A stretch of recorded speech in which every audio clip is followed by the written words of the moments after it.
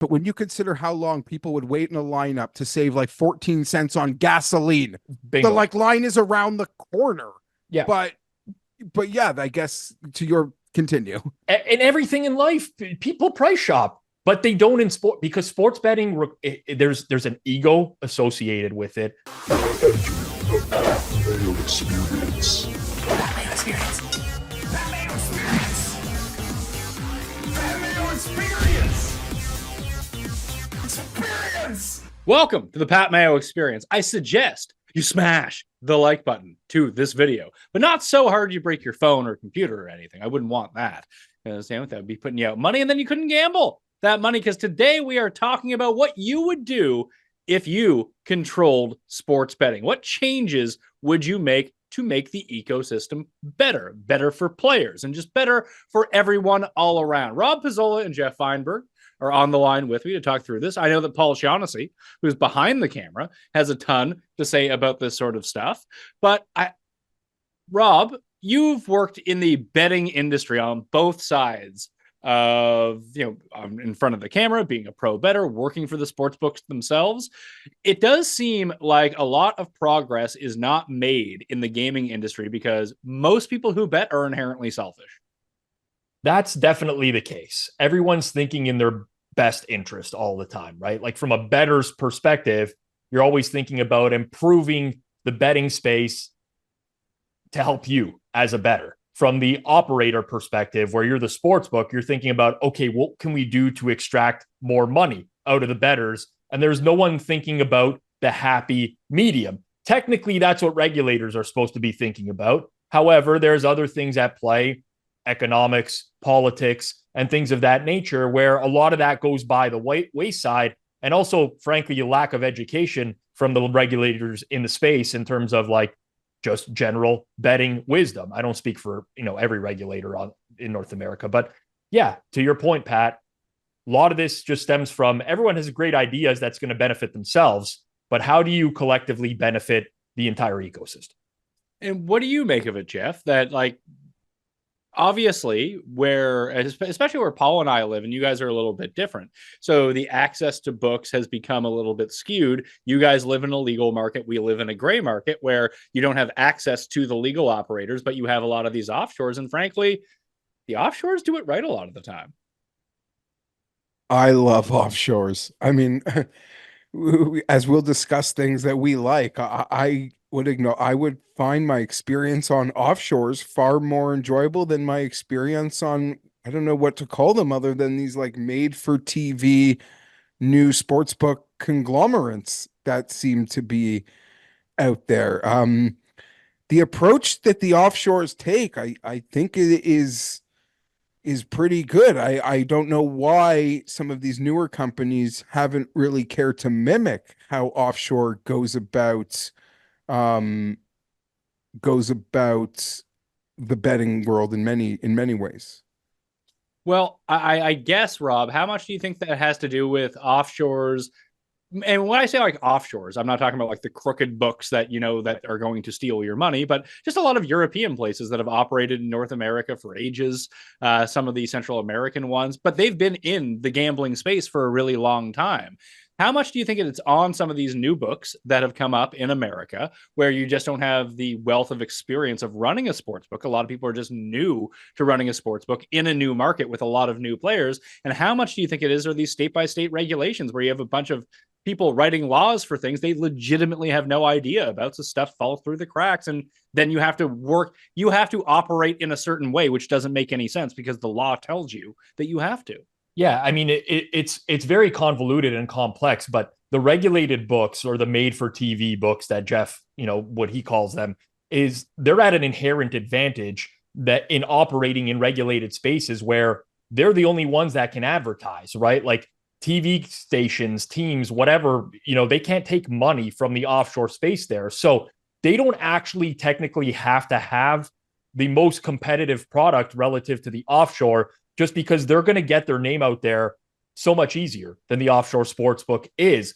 It's the differences for those who bet like pre-existing offshore and now are moving to the regulated environment. They're like, why is it so much harder to do this? Why is it so much harder to do that? And a lot of people have that opinion of it, but that's really like the minority of people right now.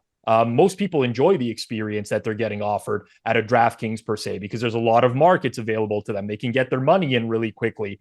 There's a lot of great things about that particular sports book. That's not to say that it can't be improved, but there is an inherent advantage there in that by being regulated, they can advertise, they can put their name out there, and they're just going to get that customer. The offshore sports book has to offer a different product or do something different in order to attract that type of consumer. And that comes in like accepting cryptocurrency and offering huge bonuses for, deposits that the regulated books don't have to offer, and so on and so forth. So you get this competitive environment where you have one set of operators doing things one way, the other doing the other way. And there's probably like a happy medium to be found between both of those to create the best experience for the player.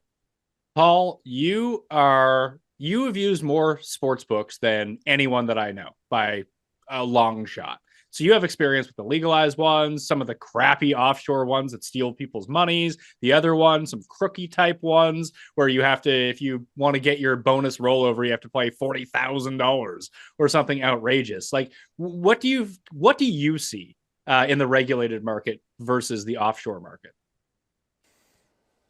I think the offshore books they've been around for so much longer that like they kind of know what people want already.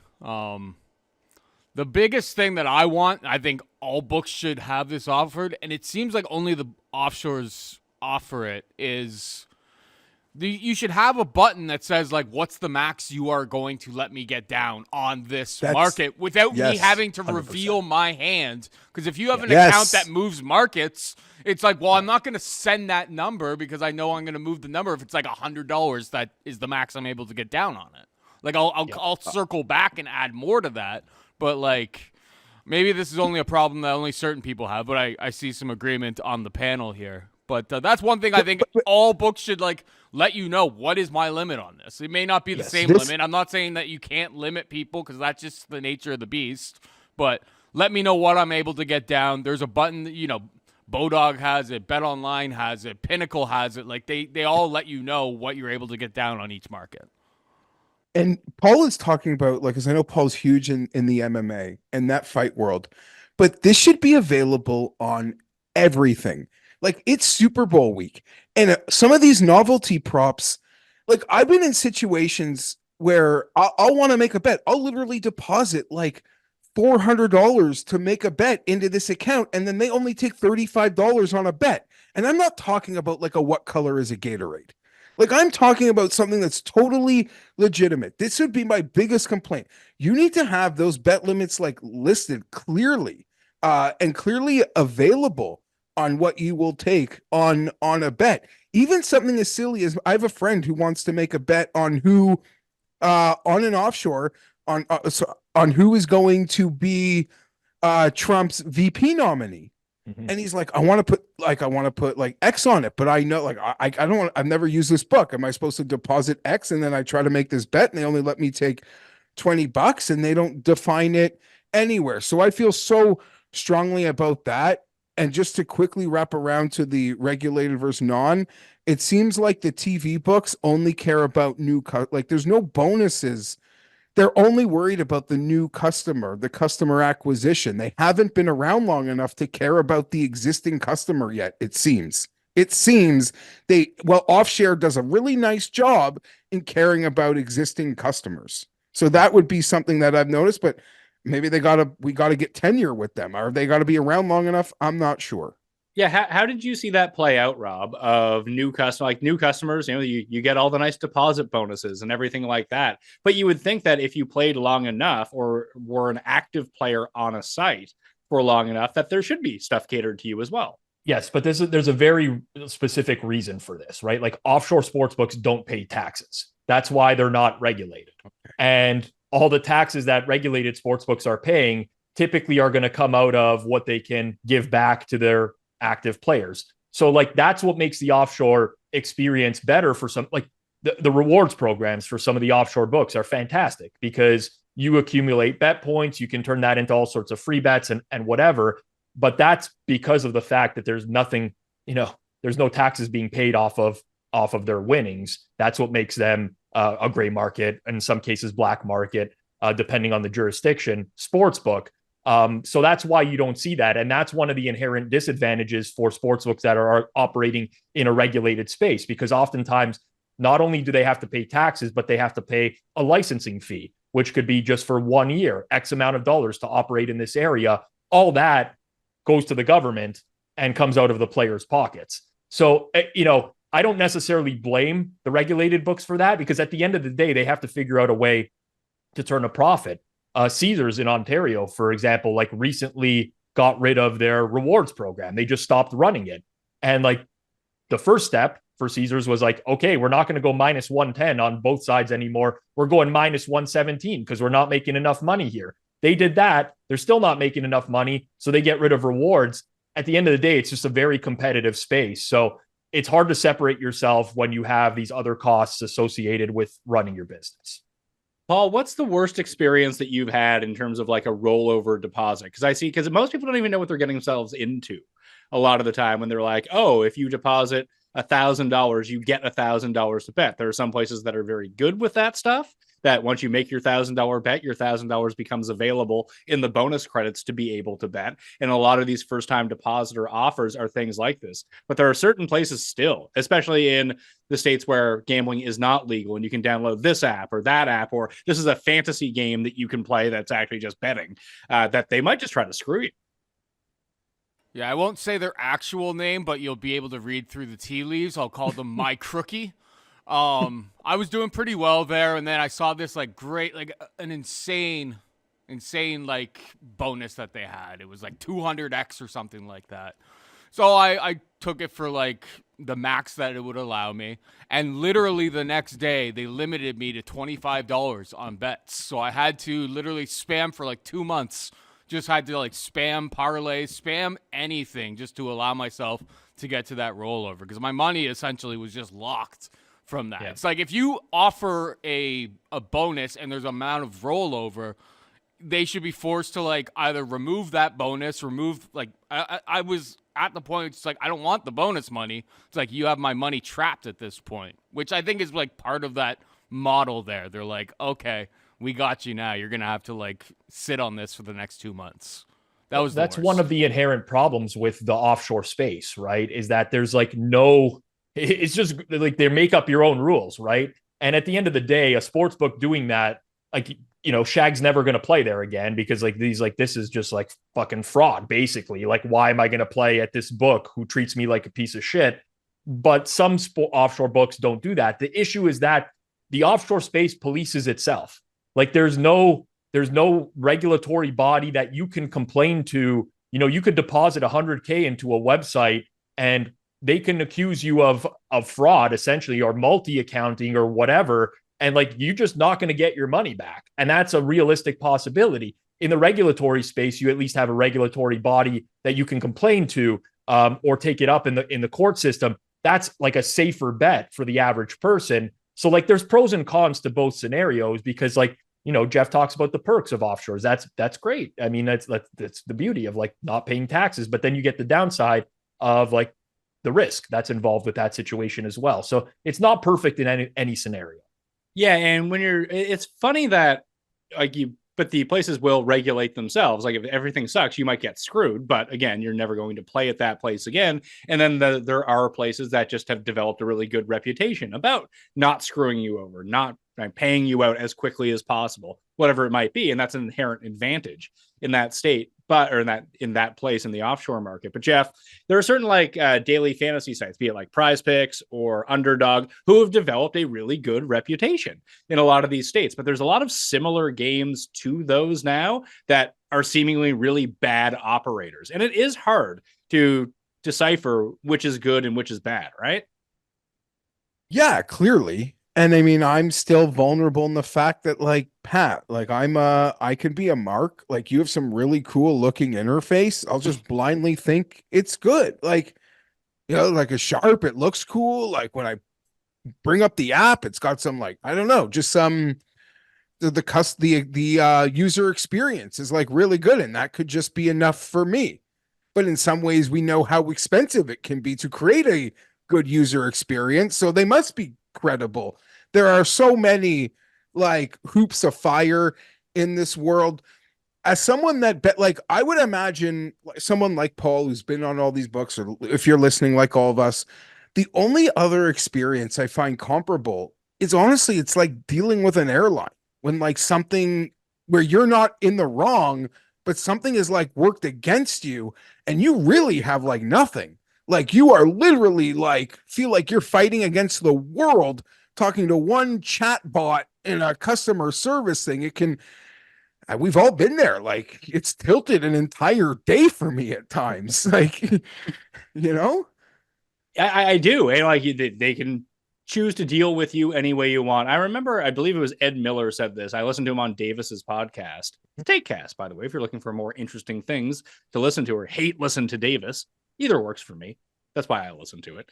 But he had said like some of the times that like people get limited at books or have a bad experience with a book is like trying to capitalize on like a really shitty line that gets posted right away, Rob, and just trying to hammer it into the ground, like a live line that's like clearly an error, that if you don't show up to someone's work and make them try to seem like an asshole or really bad at their job. And the same thing goes like when you start yelling at people in the customer service chat, like they don't actually have the ability to change anything for you. They can escalate it. Something might come about it. But if you're a prick to them, there's going to be a prick to you. Yeah, listen, like I see both sides of that, right? And I'm sympathetic to like there's obviously situations where there's obvious line errors, but each sportsbook trades a different number. Like it's not universal, right? In terms of DraftKings is offering this price on a game and whatever other books are offering these prices on a game. It's not a universal number. The challenge with the space nowadays is that you only have a few market making books and you have a lot of books which are copycats. And that's just the reality of the situation. You have books like Pinnacle, Circa, and in the offshore space, BetCris or Bookmaker, who are originating a lot of lines, and then everyone else is kind of just following that. And what tends to happen is it's hard to follow every single bet on a book in real time and copy those prices. And there's going to be savvy bettors that exploit that. And honestly, if you're going to take that approach to bookmaking, I don't feel sorry for you because each book should have their own independent trading team, which is trading their own prices. And listen, there's times where someone's going to miss a zero on a bet. And instead of typing in plus 110, they type in plus 1100. And that's very clearly, obviously, a line error, and they should not have to pay that out. But there's going to be times where the entire world is offering plus 110, and you get stuck offering a plus 130. That to me is not a cancelable bet. Okay, I agree with you on that because this happened to us, Geoff. I forget where it was, but we got Bryson after round 3. I think he was supposed to be 11-1, and we got him at 111-1. Like it was very clearly an error. But you know, we're us, so we were like, oh, great. But let's put $100 down on this, see if we can win a whole bunch of money. And that was literally voided like 20 minutes later. They're like, yeah, well, what are you doing here? I don't mind that. And right. but that is, like you said, that's an extra 0. That's an extra 1. Like that's an actual error. If you're off by 20 cents on the market, Rob, I don't think that's an error. That's just you being bad. Agreed, but there's no defined rules around this. And like, this is what a regulatory body should do, right? There should be defined rules around mistake lines in the regulated market. A sportsbook should not be able to cancel a bet and say, oh, this was a mistake line. What defines a mistake line, right? And to me, like you can make something like a 5% difference from the market consensus number could be considered a mistake, but there's no definition of what that is. On top of that, you're lucky you got your bet canceled or voided before the event started. Because what happens a lot nowadays is, guess what? You get free rolled. Maybe your Bryson ends up winning and they void that bet after the fact, which is also, in my opinion, should not be allowed in the space, but is accepted as being something that's allowed right now. See, that's exactly where I would go with that. If the events, I mean, it becomes then more difficult, Geoff, if we are live wagering on things. That wasn't a live wager. That was like an overnight thing. That if the actual action or the game starts and you've hit the bad line, well, then it should be live. Like if they didn't void it before that time, like that's on them all of a sudden. I would Most agree. certainly. And there's not another consumer industry in the world. That's why I made the airline comp, where you could get treated like how we get treated. if I want to buy a consumer good and I somehow get a good price because some kid on the floor, some trader marked that TV or that laptop like $78 cheaper than it should have been, when I go and buy it, next time I come in, they're like, yo, bro, you can't, you cannot shop here anymore. You caught us on a great deal. You are not allowed. And sportsbooks should not be like, in some ways, they've put themselves where they are allowed to be different, but it should not be different. We're consumers. Like, we will go where the best line is. If you want to buy a washer dryer, you're going to look at 6 stores. You're just going to buy the cheapest one. The same way when I want to bet a game, I'm a square. But what I know to do is get the best line available to me. That's like 101. I know even when I make a square bet, it's less of a square bet if I'm getting the best freaking possible line I can. And the fact that they resent when you do that, or Pat, they almost like at least McDonald's in a way knows Burger King exists. Like, these entities make it like the other ones don't even exist. Like, you are dealing with us and us alone. And not to say you could argue with a one rep claiming about another site, but it's like you're all advertising on the exact like commercials one after each other in the same games we're watching. You exist. So we're obviously have accounts in both places and we're just finding the best numbers. I don't know if I said anything or a lot there, but fuck, man, I don't know how they do it. I don't know. It would be like getting kicked out of another store. And lastly, as one of these guys, Pat, who is a pretty recreational bettor, my bets might be $50. It might be $500. I'm never feeding my family with it. I feel like the ecosystem has like lost me. They're trying so hard to prevent someone like Pizzola from betting, and they're trying so hard to get someone below me to join their, like a true recreational $10 bettor to join their site, that like the people like me, I feel like we are just, I don't know. They don't care. I don't know that they should care about us, but maybe it just goes back to like doing stuff for the customers that have been there and loyal. But Rob mentioned the taxes. I'll shut up for a bit. Well, to your first point, like there's a balancing act involved in this, right? Like on the mistake lines side of things, right? I am somewhat sympathetic to the book. Not that I should be in it, but like, if you just take a step back and everyone's like, oh, it's the regulated market, they should have to pay out on everything. If they post a line, a friend of mine always says, I won't say what he says. It crosses the line a little bit, but if they post a line, they should have to take a bet, plain and simple. The issue with that is, go to your sports book, like go to DraftKings now. They're offering thousands of markets in real time. That's very tough to do. So all of a sudden, you start to place rules where it's like, okay, guess what? You have to pay out something no matter what. Guess what's going to happen? Sportsbooks are going to offer less lines. And the product that we come to love, where we could basically bet on anything, that goes away overnight because they're no longer comfortable hanging this many lines. So there's got to be a balance. To me, you have to define what a mistake line is. You have to cancel it before the event starts. And there's like no negotiation on that, because there should never be a situation where someone thinks that they have a bet, they're rooting for that bet, and then after the game, that bet gets canceled or voided because of an error line. Like, that's just egregious to me that could possibly happen in that instance. So again, it's about finding a balance where the bettor can still do what they got to do. They can still line shop. They can still get good prices, not egregious prices, but the sportsbook can prevent some sort of massive liability from coming about. Geoff, you and I, weirdly, as gamblers, are a lot like Cust when it comes to McDonald's and the brands that he likes. We're like the high-end casual. We spend a ton of money on betting, but we're not whales and we're not high-limit bettors. Someone like Rob, or hell, even Paul. At this point, guys who bet a lot of money, do really well with it. We're more having fun, but we're going to be there every single week. But I think that's the reason that they can't cater to us. You could say about the taxes or rewards. It's just, we're always going to be there. So why throw them a bone? Yeah, no, I get it. We are, we are always drinking the milk. Like we're always coming back for more. And unlike a Pizzola, we're coming back for more. We don't even need like the best line. Like our model doesn't even have to tell us it's a good bet. Right. We just want to come back for more. The annoying thing here, Pat, though, is for someone like me who is like, I keep saying it, like I like to consider myself a sophisticated square because when I make square bets, at least I think I know I'm making square bets.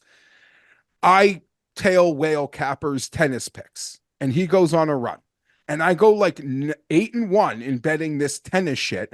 And then some dude who's working the trading at the site I'm on is like, oh my God, this guy's a sharp. Get rid of him.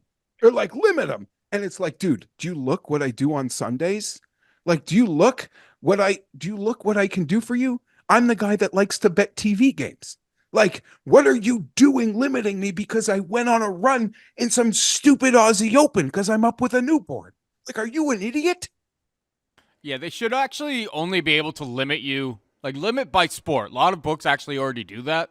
But it's like, you want my NFL lines. Like my NFL money lines, I have no edge there. I'm just like degenerating into those usually. Like cutting me off because I do well in MMA or like whatever else I'm doing that I'm actually having like maybe some sort of edge in is crazy. Like you should probably keep me around for NFL money lines, NFL spreads. Like I'm just doing that because I like gambling, not because I have any mathematical edge on the market, which I think is kind of crazy. A lot of the legals like cut you off of everything, like the moment that you show a pulse.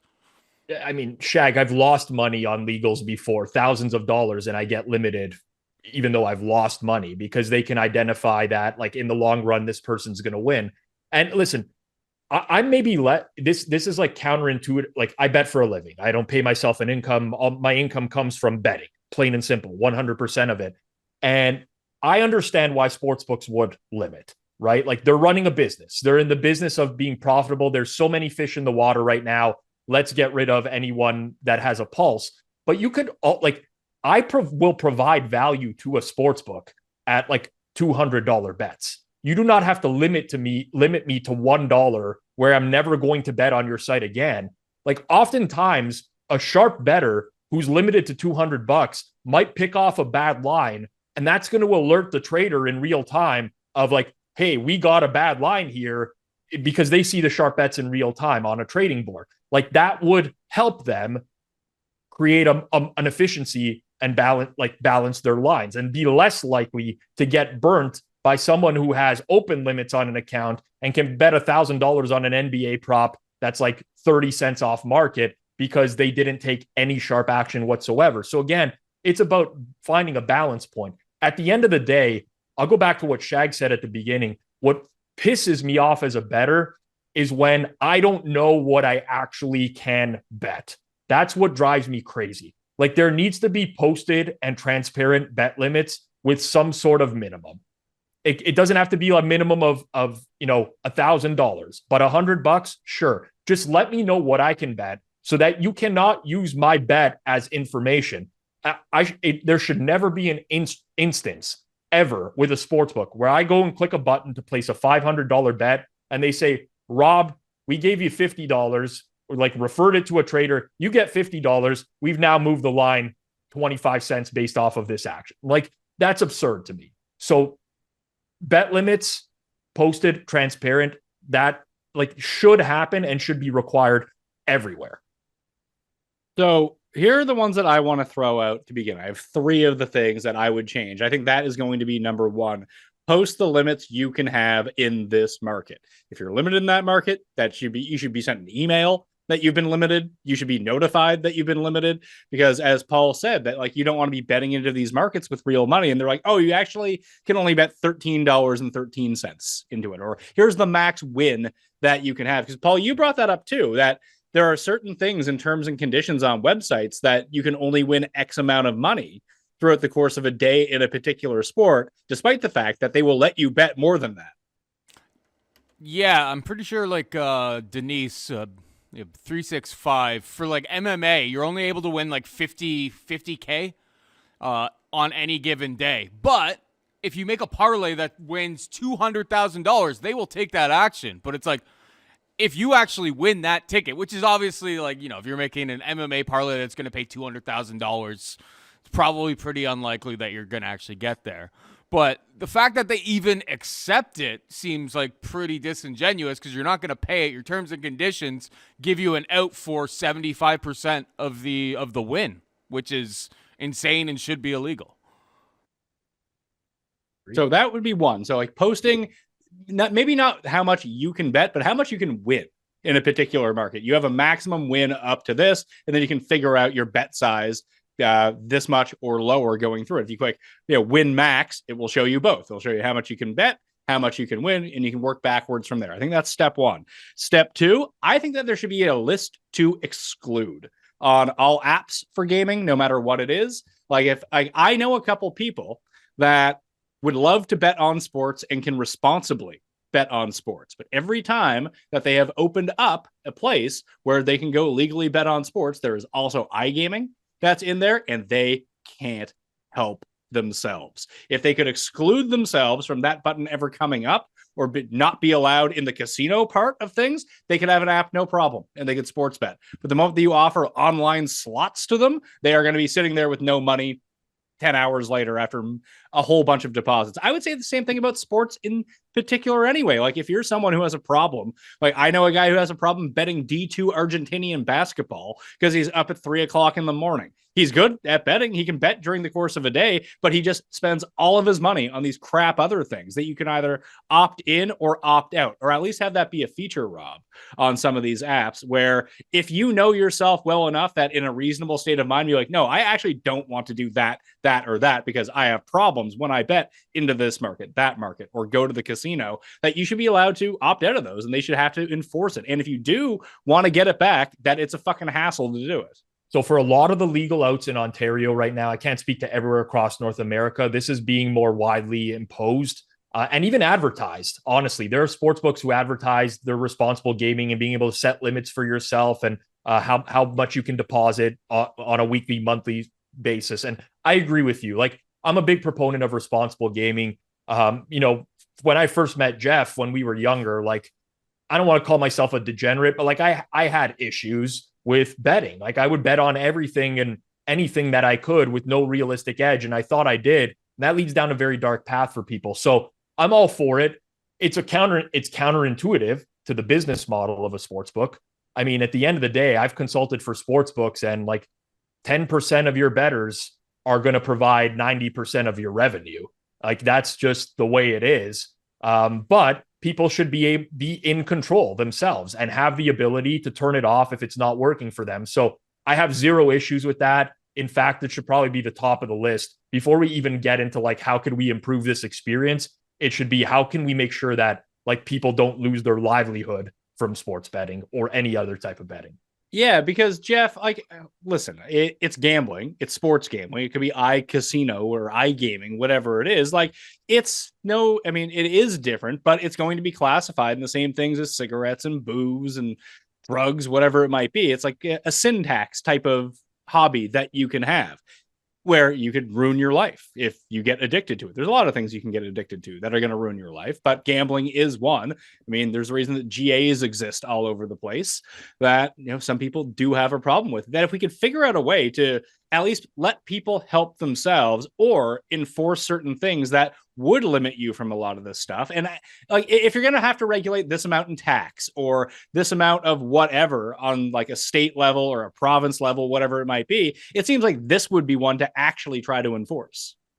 Yeah, I love this. One of my ideas was the casino blocking, but I didn't think of it even in the context of I could sort of customize my own gambling page where I wouldn't even need to see, like in the summer, Pat, as an example, like I bet golf. It's what we do. I've found a way to do it responsibly. I've literally been mature enough to take bad weeks and just say, whatever, see you Monday. I'm not chasing this. We're just going to kick that can again next week. But I would love to like never see a baseball line in the summer. I mean that. And like I genuinely under my mean system, that. you wouldn't have to. I genuinely mean that. Not to say like it's like a true problem, but like even just like at these like demon time weak moments on like a bored summer's night, it's like I don't give a shit, and like that would be great. just like simple things. Like I never want to see a baseball line on my account all summer while I do the golf responsibly. The other thing, the third change that I would want to make. So these are going to be my three. So Rob, I think that there should be a total percentage maximum hold in a market. Yes. That Agreed. if you go over that, then it's illegal. Yep, I'm with you. In a lot of cases, it's really taking advantage of the consumer that like just doesn't know any better. And there's different schools of thought on this. Some people are like, well, it should be on the consumer to figure out like what's a good price and what's a bad price. But I think you reach a level where it can be taking advantage. Part of that, Pat, and like this is kind of related for me, but you see a lot of one-way markets with sports books, which is, for those who don't know what a one-way market is, it's where you can only bet on one side of an outcome. So like, as an example, will there be 3 interceptions in the Super Bowl? And they offer a yes price, but they don't offer a no price. And the entire hold on that market is absurd. And the prices that they're offering on the yes are nowhere near what they actually should be, but you cannot bet the opposite side. To me, that's like criminal. I think you should have 100% two-way markets at all times with a maximum hold percentage. No one's saying the maximum hold percentage has to be something tiny where the sportsbook can't make money, but it has to be where they cannot post egregious lines and take advantage of someone that is going to bet that. So I'm totally on board with that. I think you find the right balance point there, but this is on my list of one thing that I would definitely change. So Geoff, do you have a nomination of something that you would change? Well, I would let you parlay whatever you want. But if I was commissioner of like the sports gambling ecosystem, I would do my best to get peer-to-peer gambling far more prevalent.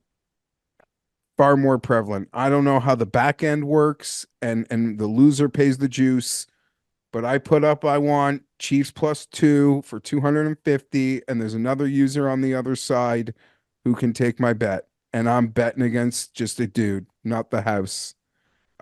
Peer-to-peer gambling. Yeah, especially in like the markets that I'm in, like the $50 to $500. Like those are like what I bet. Like I want to have a muck first touchdown. It's like 25, $40. I love a game. I'm betting 500. Like that's me, but peer to peer. So how does it work peer to peer, Rob? Can you explain that for people? Yeah. So this exists right now, and there's things that are called betting exchanges. The issue and why they have not blown up is in the US, there's something called the Wire Act, where you cannot share liquidity across state lines. So if somebody posted a bet in New York, someone in Massachusetts could not be on the other side of that bet. It would have to be in New York only. In Ontario, there are betting exchanges as well. There's one called STX that's here. They exist. The issue that comes with them is the liquidity, because there's just not these large pools of bettors. There's a couple other issues with them. Two, the second point I'll make is that they're not a traditional sportsbook product, so it's a little bit more cumbersome for an average person to go in and understand how an exchange works. Post a bet, take a bet. It hasn't been done in a way where it's like seamless. And the third issue so far with betting exchanges is that they require what are called seeders, someone who's actually going to post bets into the market, which is fine if you're great at technology and you can pull bets very quickly in real time.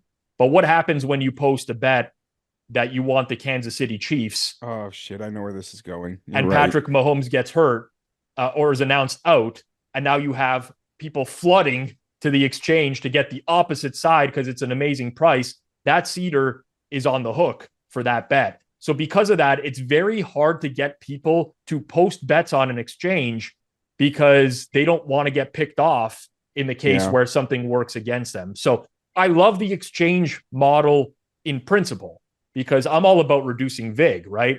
You know, if me and Pat like opposite sides of a game, I'd much rather just bet $100 with Pat where we both win $100 than both of us go place a bet 110 to win 100. That doesn't make any sense. The exchange model does that, but there's inherent risk in whoever puts that bet in first. And that's a hard challenge to overcome. How does the liquidity work with an exchange? Like, do I have to, if Geoff says I want Maverick McNeely at 150 to 1 to win this golf tournament, and I want to have $20 on it, and so it pays out $3,000 if I win, like, do I have to put in $3,000 if I want to take the other side of that, take his $20? I currently do not know right now of any exchanges that allow you to take a partial bet. I think they've existed before, but there wasn't like a widespread adoption for it. So like in principle or in theory, that could happen. But I believe the bet, just like DFS, has to be filled or else it would get pulled from the market completely.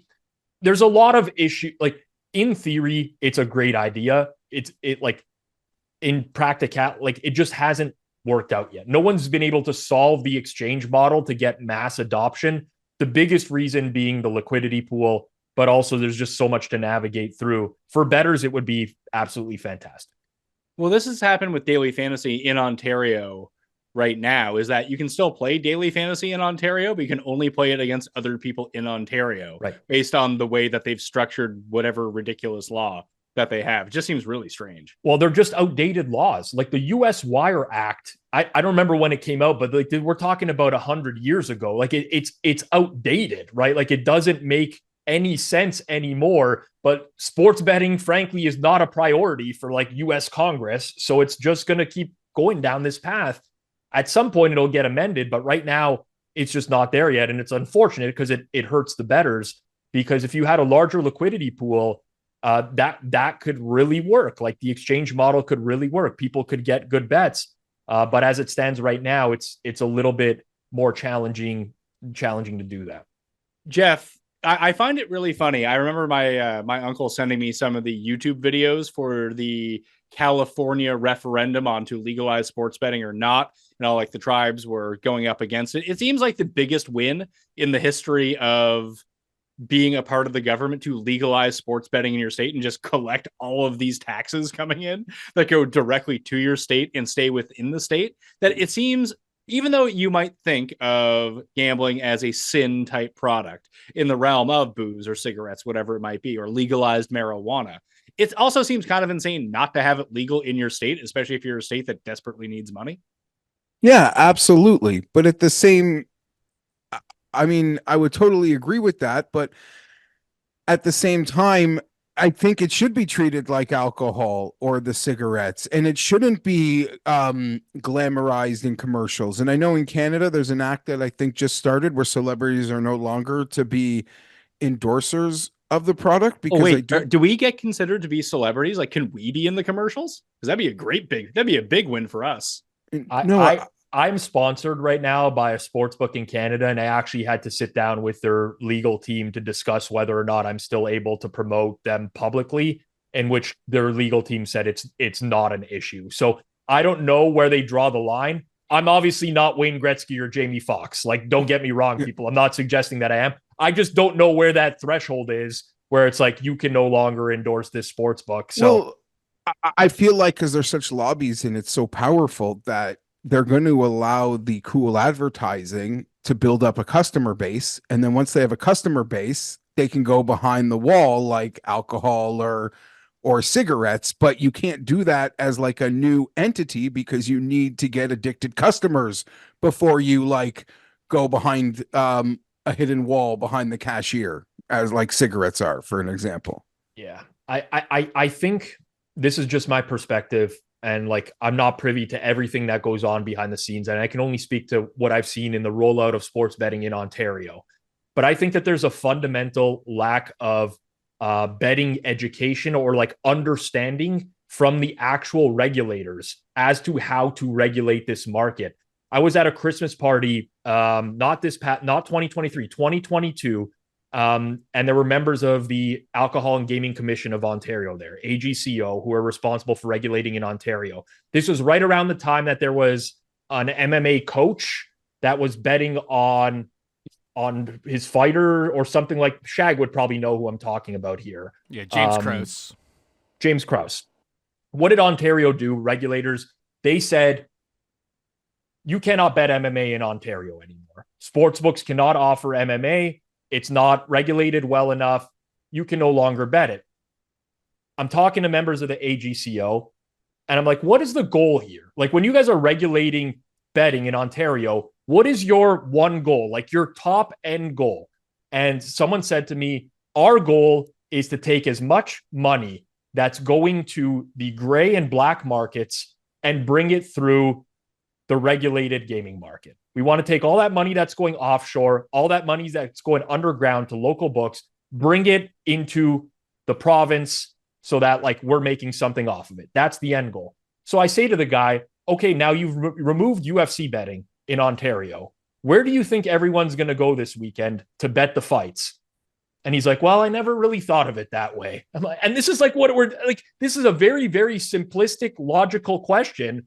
And it's like, guess what? People are still going to find a way to bet the UFC, and they're going to do it offshore and with their local bookie. So you might as well keep it offered and regulated in Ontario. And to me, it's just like a lack of fundamental understanding of how betting works and the mentality of bettors, where you get these problems that we talk about them regularly. And I think there should be changes made, but it honestly sometimes feels like it's just like you're just talking to a wall, basically.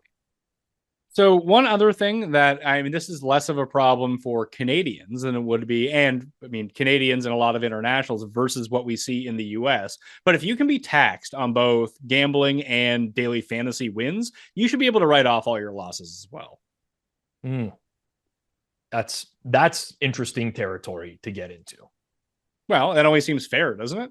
I agree in terms of fairness. Is that ever going to change? No.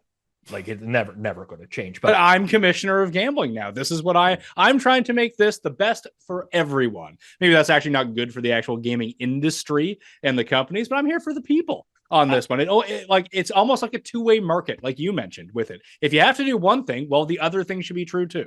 I think taxing people on gambling winnings is an absolute joke. I think it's that we're not used to that.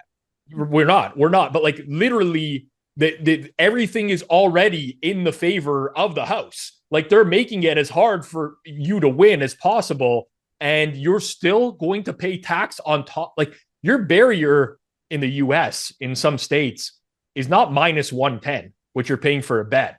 It's like minus 110 plus taxes on top of that. It's really hard to overcome. I think that's ridiculous. I've not had to deal with that in life. I'm lucky, but I mean, that would be nice for our American friends for sure.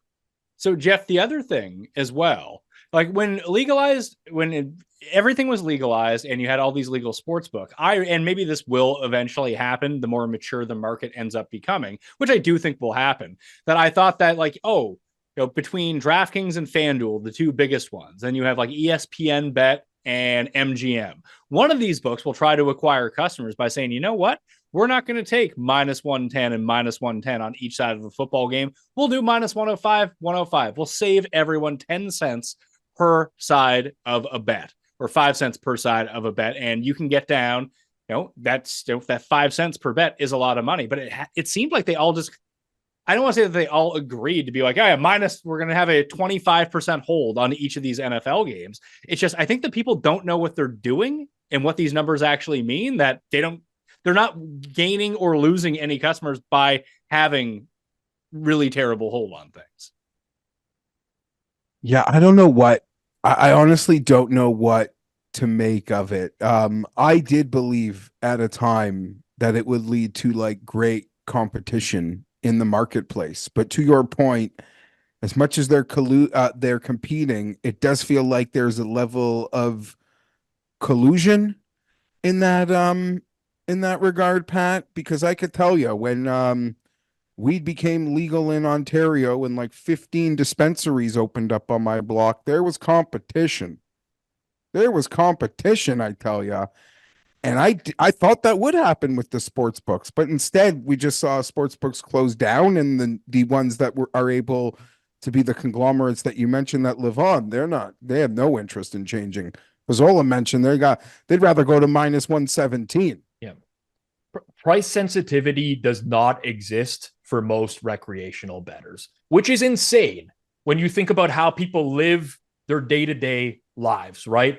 Like, sorry to interrupt. I do that a lot, but when you consider how long people would wait in a lineup to save like 14 cents on gasoline, bingo. the like line is around the corner. Yeah, but but yeah, I guess to your continue. And everything in life, people price shop, but they don't in sport, because sports betting, there's an ego associated with it.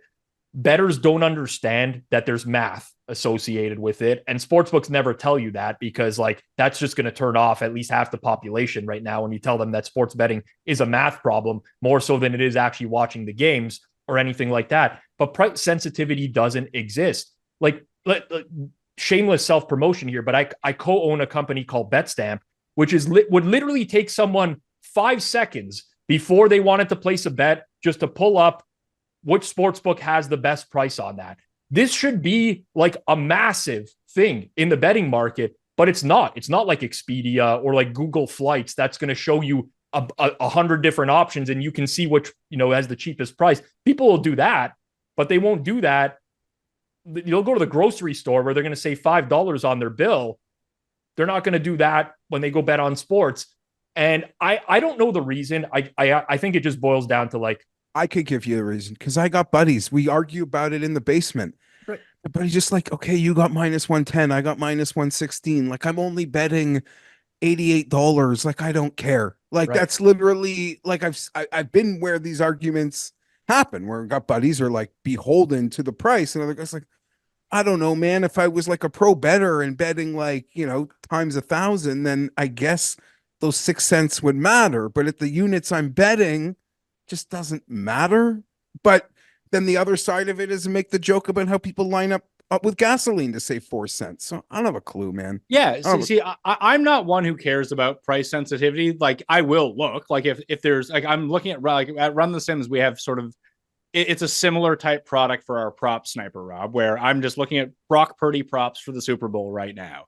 It's the same number across all books. It's 31.5 pass attempts. And it shows you in order, DraftKings has the best price at -115. There is another price, exactly the same prop, is -128. Why would I ever bet that -128? With all things being equal and I had access to all the books. But Jeff's right, though. If it was the difference between 115 and 118, and I did kind of know everything, it's not that I would go out of my way to play the 118, but if that was the book where I had money, I'd be like, yeah, -118, whatever. Yeah, listen, I get it. I guess maybe it just takes like some fundamental. I don't think people realize how much they could actually save or how much more they could actually win if they were just to institute this one practice on every bet that they make. Because, instead of basically betting -110, like if you have one sports book, you're basically betting -110 into every market, right? Roughly. There's a 5% hold attached to that given market.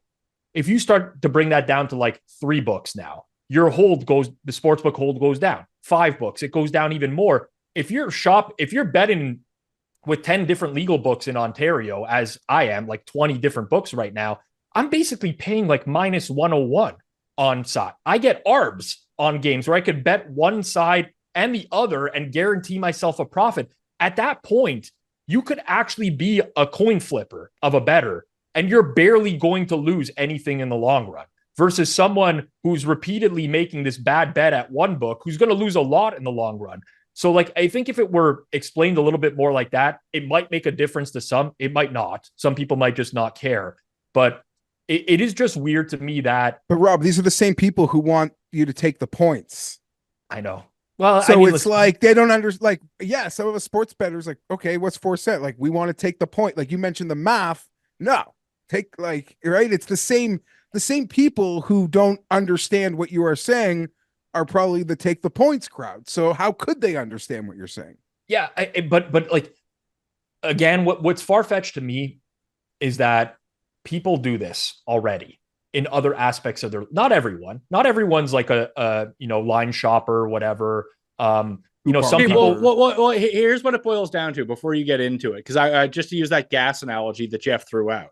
If I saw a place that had 4 cents off a liter for gas, which we use the metric system here, 15 cents off a gallon from one place to another, and there's a lineup that I have to wait in for an hour, to go and get the discount price, or I can just go to the one that's normal price right next to it, but I can be done in 4 minutes. I'm going to the one that I can be done in 4 minutes. There's a time sensitivity to this as well, that people are just like, yeah, give me the worst line. I don't want to spend half an hour trying to do this. Now, something like BetStamp can help you figure that out very quickly. So that's a great tool, which I would use to do that. But if some people are like, well, I don't want to open this app and go into this market, because some markets are hard to find on certain apps where you're just like, this sounds good enough. I just want to be done with it.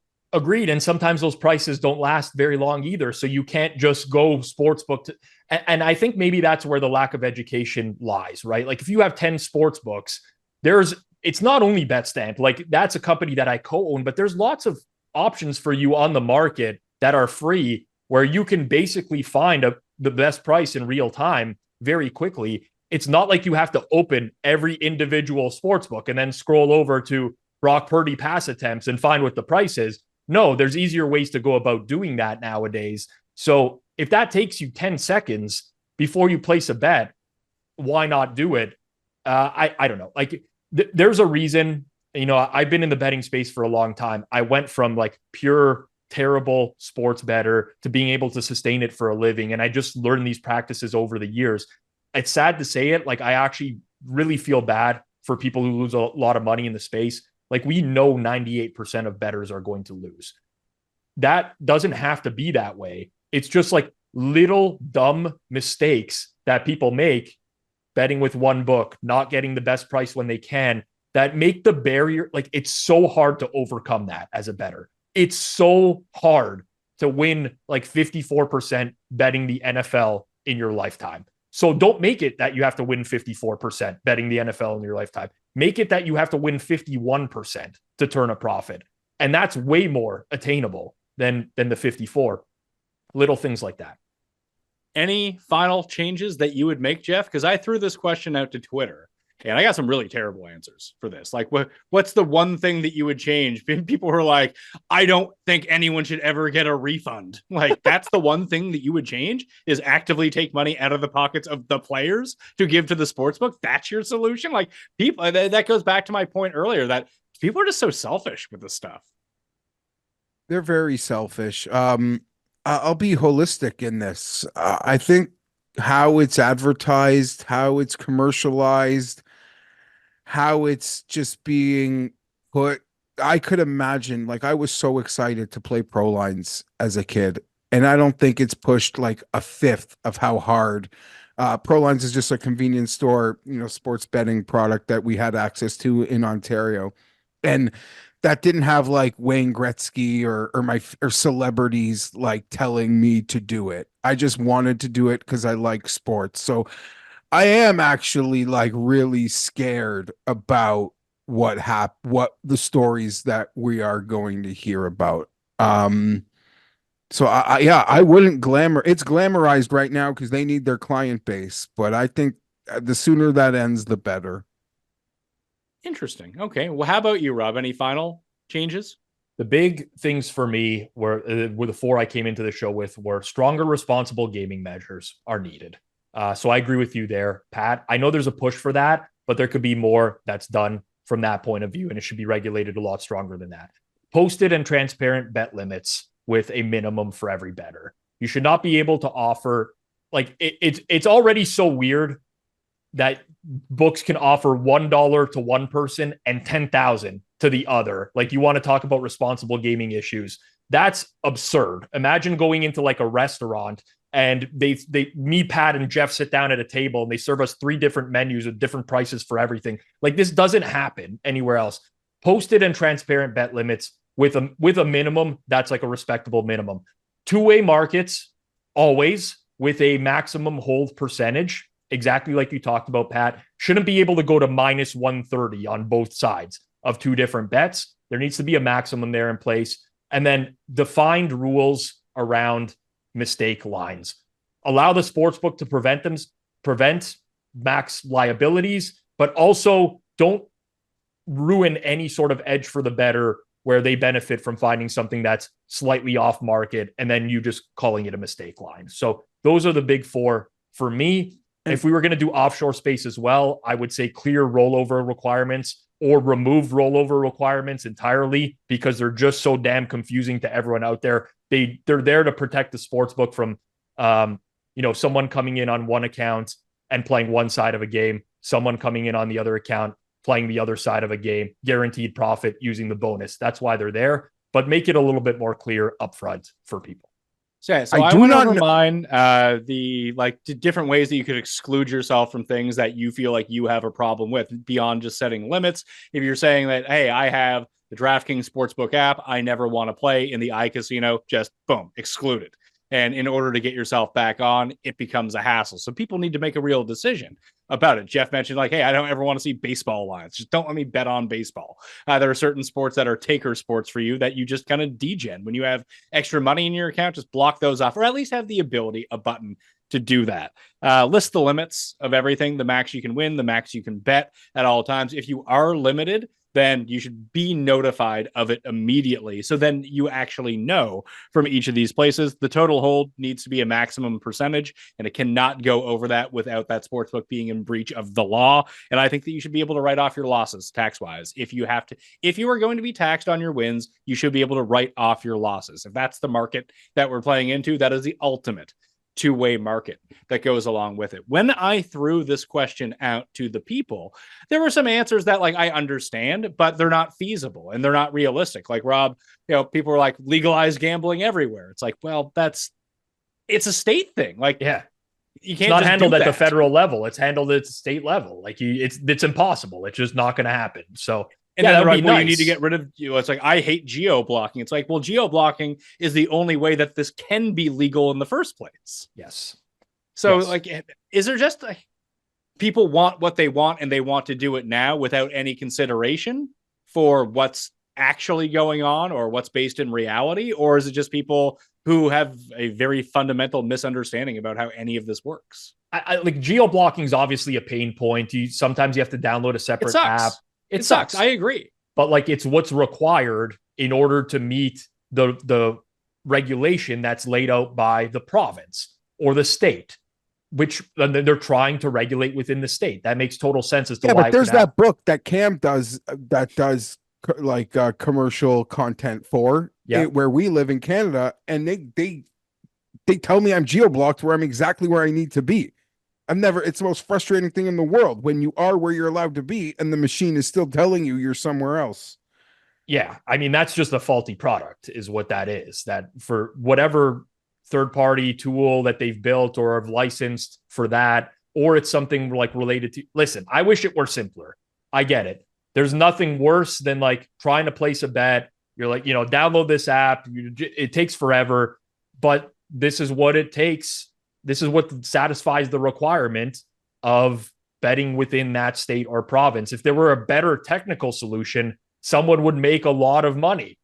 Invent it. If you're out there and you can figure out a better way to figure out if someone's in a province or a state for that would satisfy the regulations, then you'll make a killing. But right now there's not. Yeah, so I also saw different ones. There's a lot of golf ones because obviously I cover a ton of golf, Geoff. There's we need each way betting. We need golfer placements without dead heats. There are places where you can go to do these things. They're just different odds and they're harder to find. But it requires work on your end to find them. Yeah, and I guess that is part of the fun, right? I have a lot of sports books, and with that is certain sports books I know are good for certain things.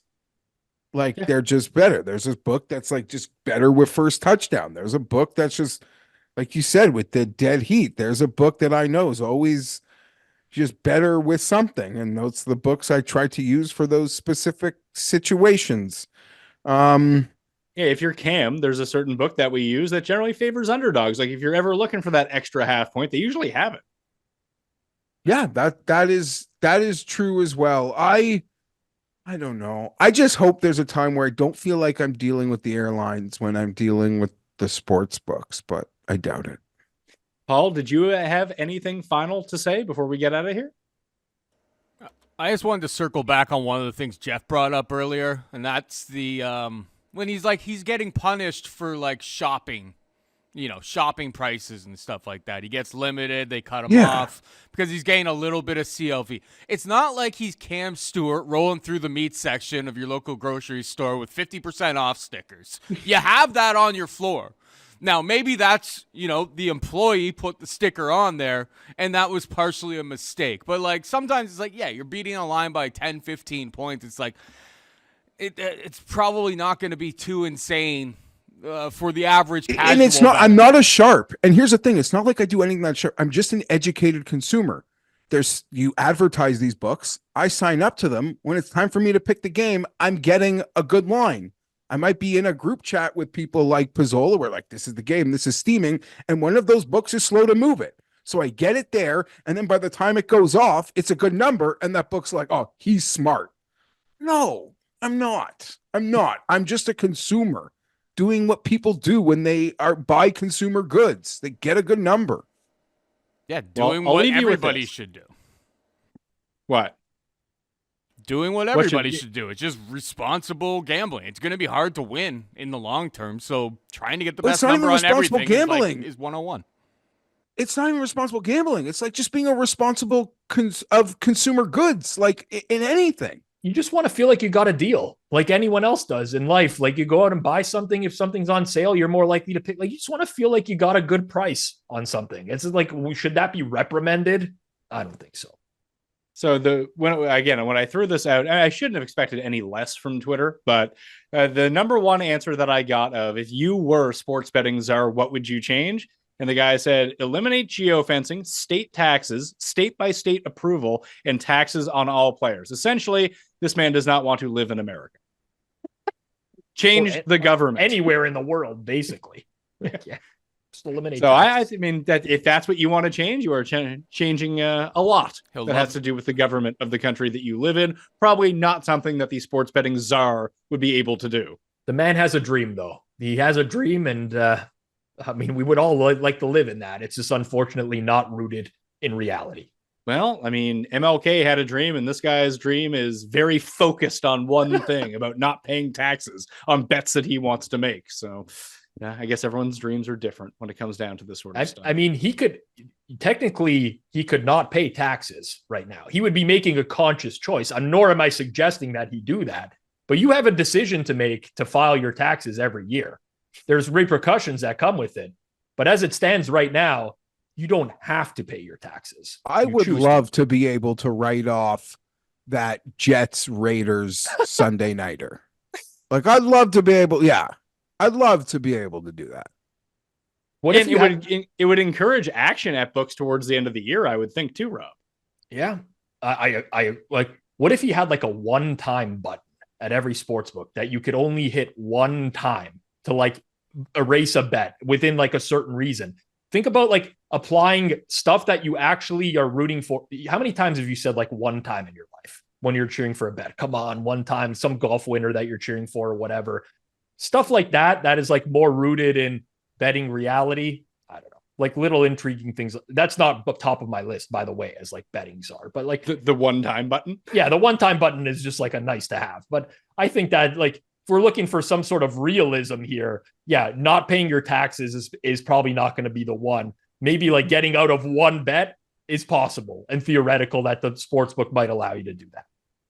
Now we'll do it on the Pat Mayo Experience. Smash a like to the episode. You can check out Rob Pizzola at thehammer.bet and the Forward Progress YouTube channel for all things NFL. Catch me and Geoff every single week talking golf and football on the Pat Mayo Experience. So please download the show on Apple Podcasts or Spotify. Set on those auto downloads. Rate and review if you got the time, or sub to Mayo Media Network on YouTube and smash the like while you are here. Thank you all for watching. I'm Pat Mayo. I'll see you next time. Pat Mayo Experience! Experience!